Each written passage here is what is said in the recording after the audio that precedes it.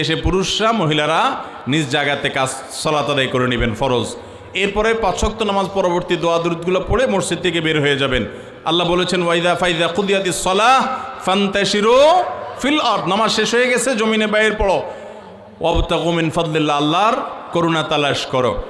এরপরে যে আপনি আবার জোহর পর্যন্ত প্রয়োজন হলে উপার্জন করবেন, প্রয়োজন না থাকলে বাসায় ফিরে আসবেন, এবং দুপুরে কায়লুলা করা সুন্নাহ, সেই কায়লুলা আপনি শেষ করলেন, জোহর পড়লেন, এরপরে আপনি দুপুরের পর আবার কাজ কাম করলেন, আবার আসর ওয়াক্ত আদায় করলেন। আসর টু মাগরিব সকাল সন্ধ্যার দোয়াগুলো পড়েন, না হলে মাগরিব পরে পড়েন, মাগরিবের সালাত পড়ে এশার আগে আগে খেয়ে ফেলেন।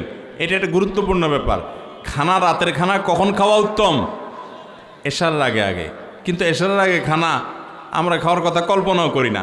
এশার আগে খানা খাওয়াটা স্বাস্থ্যের জন্য উপকারী। কেন জানেন? কারণ আপনি খানা খেয়ে ফেলছেন, এরপরে আপনি এশার নামাজ পড়বেন, আপনার এক্সারসাইজ হয়ে যাবে, এগুলো ডাইজেস্ট হয়ে